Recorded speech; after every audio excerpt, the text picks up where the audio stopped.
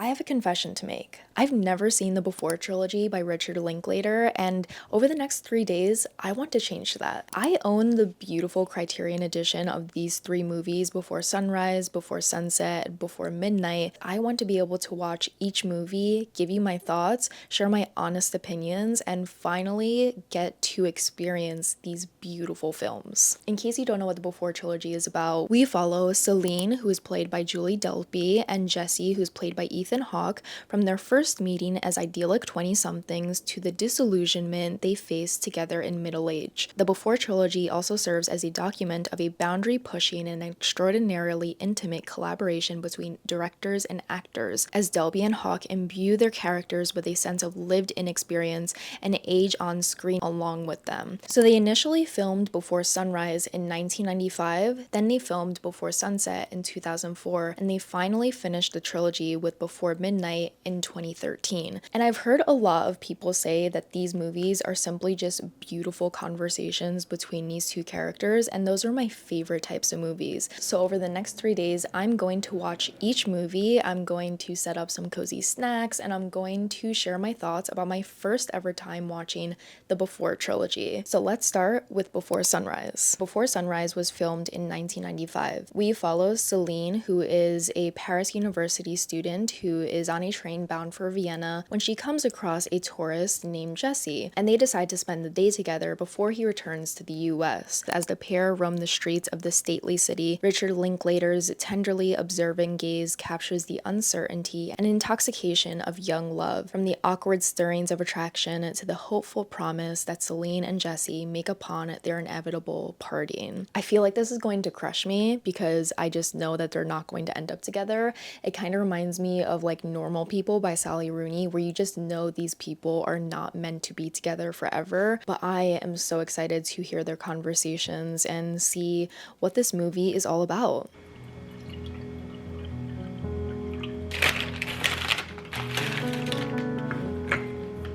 We have some apple juice and a sugar cookie that I got at a cafe yesterday that I'm going to finish during the movie.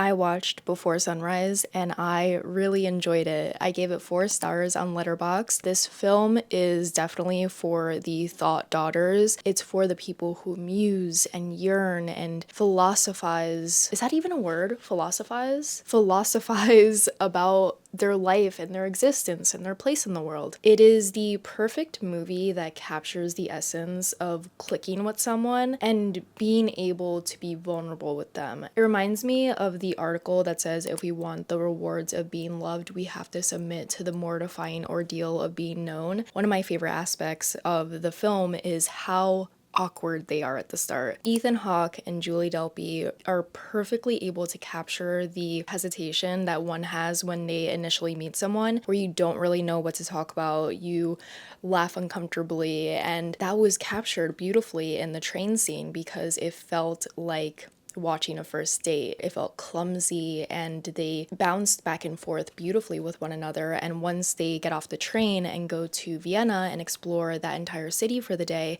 we see their conversations get deeper. We see them talk more about the government and society today and their thoughts about their own life. They very much have conflicting views. I feel like Celine's character is the sun and Ethan Hawke's character is the moon because she's very romantic. She sees the beauty in everything. She sees the beauty in the people she meets in the street, including Jesse himself. And she sees the good in everyone, even though she does have these very harsh opinions about the government and society today and how it's regressing, which I think are normal thoughts to have when one is so intellectual like her. She thinks very deeply. And then we have Ethan Hawke's character, who I would call a little bit more immature. he has a very cynical view of life. He doesn't see the good in the strangers they come across in Vienna. He kind of brings down Celine's romanticism quite often in the film, which annoyed me a little bit, but I just feel like he doesn't get the vibe. He doesn't get the vibe of yearning and seeing the beauty in the world. And I'm very keen to see how their personalities change from Before Sunrise to Before Sunset. Before Sunset is filmed 9 years after Before Sunrise, and that makes me nervous because at the end of the film, they said that they would meet again after 6 months. Do they meet after 6 months, or do they forget and then they see each other 9 years later? My friend Hannah said that she loves this the most out of the entire trilogy, and I'm really wondering if I'm going to love it more than Before Sunrise. And I think I will, because they're 23 in the first film. 23 is still really young, and there's still a level of immaturity within you that I think kind of fades away as you go into your late 20s. So now that it's 9 years later, they're in their 30s, do they still view society and people and themselves the same way?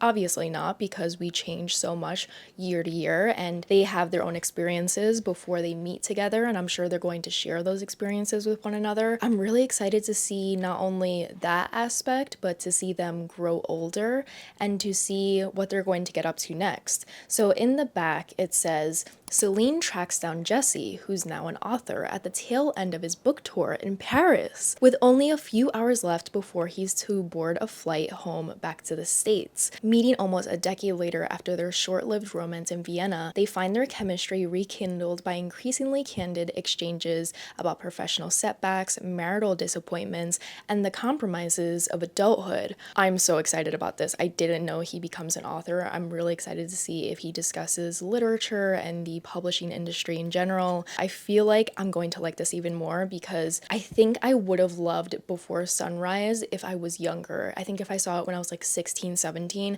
I would think that those conversations are so profound and so thought-provoking, but those are like normal conversations that my friends and I have on a Tuesday night. I think I'm searching for a little bit more depth, a little bit more maturity that I think will be in Before Sunset. So let's get our snacks ready, let's set up, let's watch the movie, and then I'll come back to you tomorrow with my thoughts about it, and then we'll watch Before Midnight.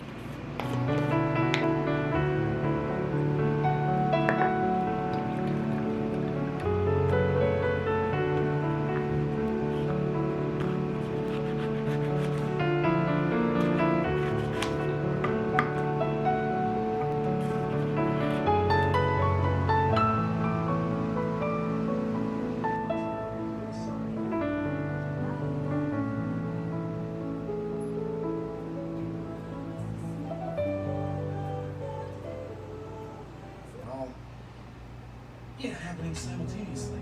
Anyway, No, I liked it. Yeah. It's very romantic. I usually don't like that, but it's really well written. It's really well written. No, I really, congratulations.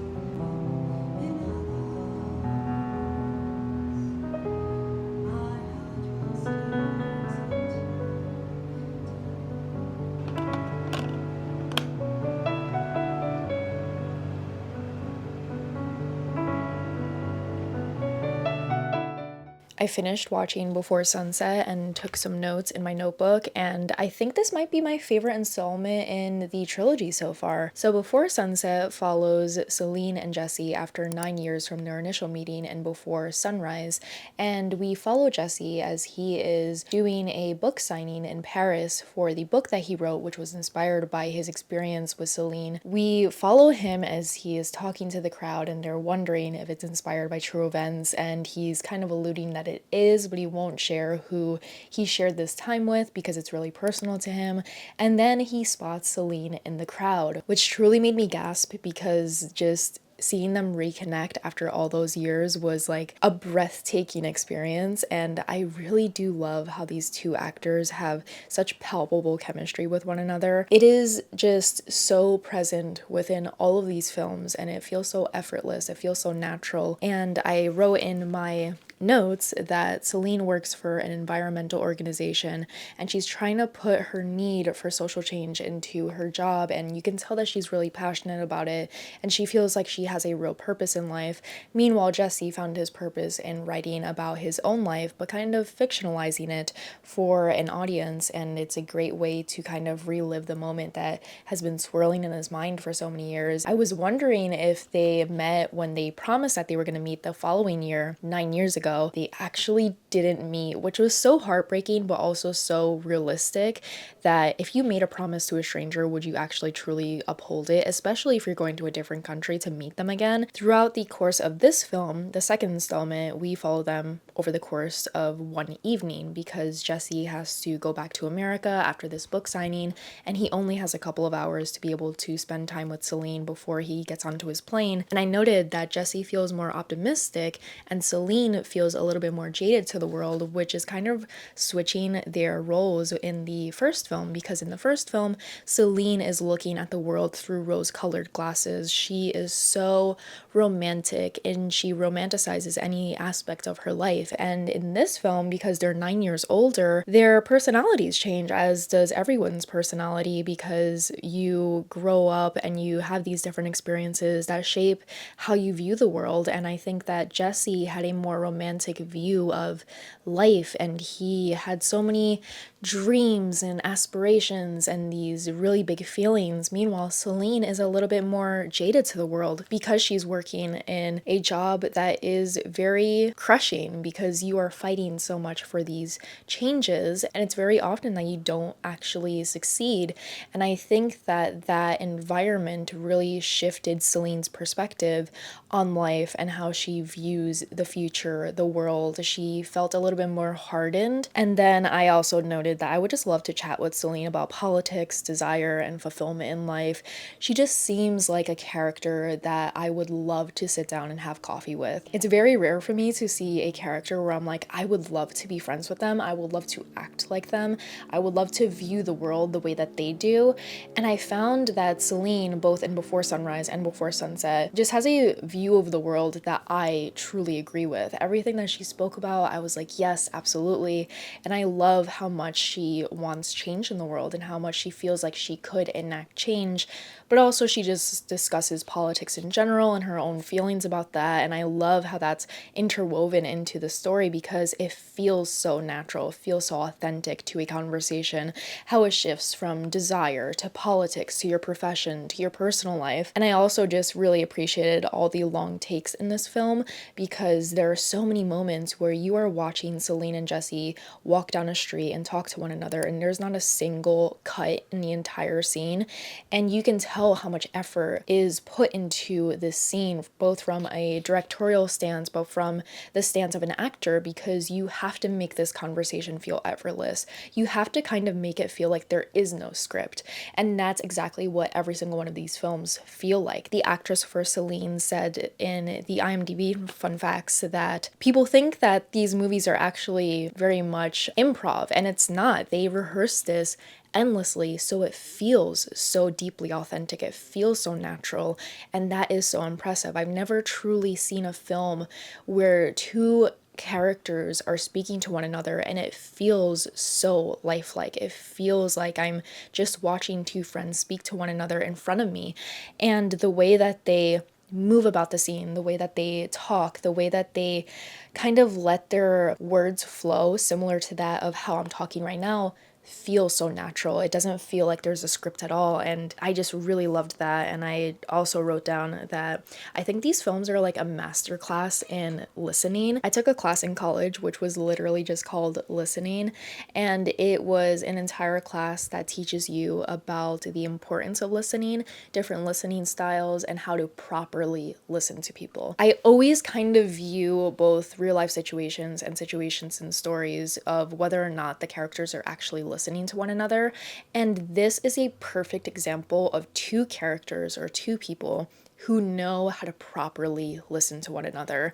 There are so often times where you are talking to someone and you're trying to share your thoughts, you're trying to share an idea that you have. And when you often have an idea, it's kind of forming in your mind as you're speaking. So there's a lot that you want to share. And often in life, people will interrupt you. They'll interrupt your train of thought, and then you just kind of divert from there, and it's not a complete thought that you wanted to share. In Before Sunrise and Before Sunset, Celine and Jesse are just the perfect listeners. They're the perfect conversationalists because Celine is often able to share her thought about politics or gender or her own life, and Jesse is there. He is watching her, he's capturing her body language, her facial expressions, and he's not interrupting. He's fully listening to her thoughts, and it's similar to how Jesse shares his thoughts, and she will listen to him and she won't interrupt. She might say a word here or there, but it's very rare to see characters in a movie just kind of explore their own thoughts in a very natural way where they're just kind of musing. I feel like we don't often see musing in films anymore because so often these conversations are something that's trying to propel the plot forward. But the beauty of this trilogy is that these conversations don't have to always propel the plot forward. It could simply be a thought about climate change. It could simply be a thought about living in Paris. And it's just sharing more about these characters' personalities and making them feel so real. And that's what I loved about it. I just thought that this movie was gorgeous. It was so heartbreaking to see how these characters, one, didn't meet the year after in Vienna again, and also see that they have moved on. I felt like I was like about to like throw up when Jesse said that he had a son, and I was like, wow, these characters really like are not going to be together. This was just like a really heartbreaking film. It's one of my favorite tropes where it's like right person, wrong time. And this is the perfect example of that, where you're like, these characters are perfect for one another, but Jessie is married and Celine is dating a man who barely cares about her. And the ending of this film is so open-ended because he has to go to the airport on his plane, but he ends up going to Celine's apartment and he's like, fuck it, I'll stay. And it leaves you wondering what's going to happen next. And I just couldn't imagine watching this trilogy when it initially came out, because imagine having to wait years upon years to find out what's going to happen next to Celine and Jessie. Like I wouldn't be able to like concentrate because these characters have really imprinted themselves in my mind. They're some of my favorite movie characters of all time. So I'm going to cut to me watching the third movie, and then I'm going to share my thoughts about that one because I have a lot of thoughts about that. So let's go watch Before Midnight.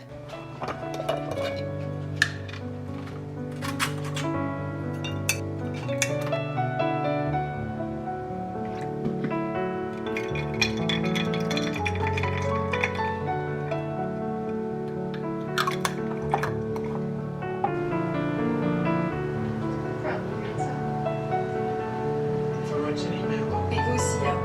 Au revoir. Ah, je suis dégoûtée. What's going on? My dad said she's just waiting to die. How long were they married? 74 years.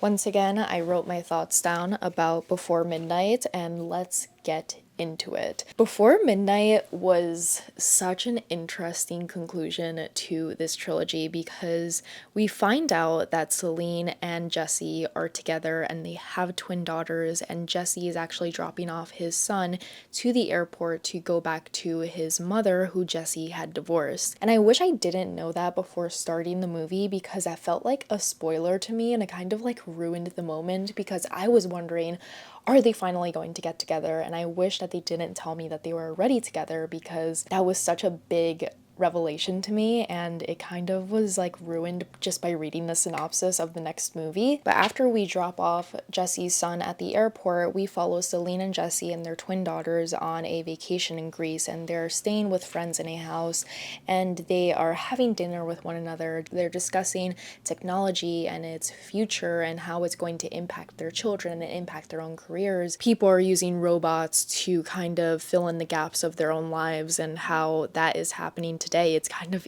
eerie to hear characters back then talk about a future that we now live in. And I also noticed that when they were speaking to their friends at this dinner, their conversations are a little bit more surface level. They're so much more open with one another when they are alone together. But when you are out with a larger group of people, you kind of suppress different parts of your personality. I think that there were so many parts of this dinner conversation with these friends that Celine kind of could have interjected her own thoughts, but she kind of held back. And Jesse kind of plays up this like manly, macho type of vibe to his male friends, and he doesn't act like that around Celine. I just really appreciated being able to see the different sides of their personality from when they are alone together in the first two movies to when they are interacting with other people. It was very interesting to see how that dynamic shifts.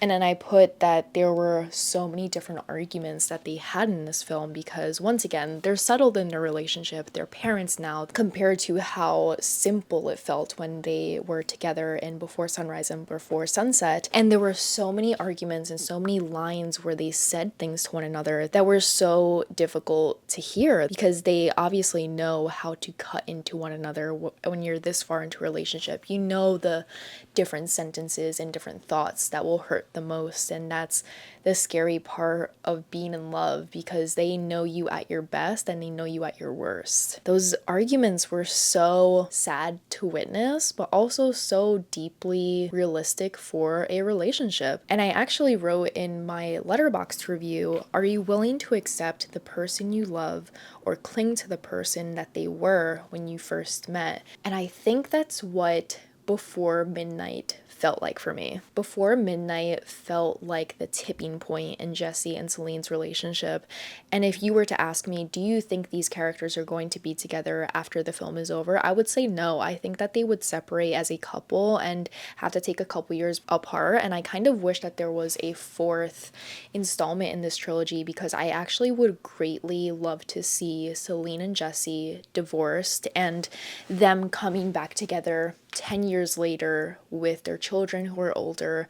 They're together for a family reunion and they realize that they still have a spark between one another. Because Before Midnight kind of ended the trilogy on a sour note. We saw them fall in love, we saw them come back together, and then we saw them fall apart because Celine was clearly unhappy with Jesse and Jesse was clearly unhappy with Celine by the end of this trilogy, and it just made me so sad.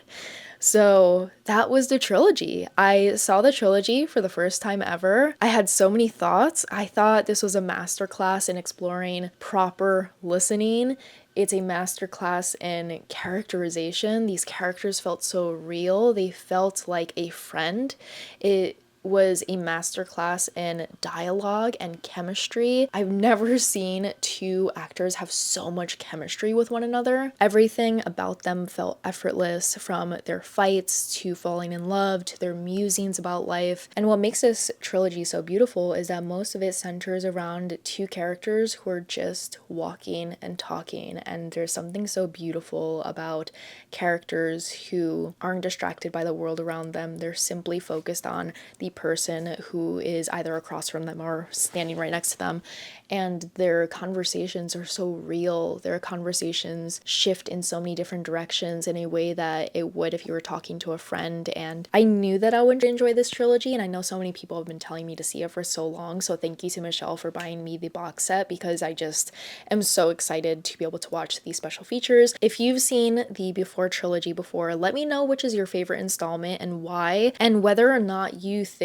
that Celine and Jesse are going to stay together by the end of the trilogy, because I would love to discuss that in the comments.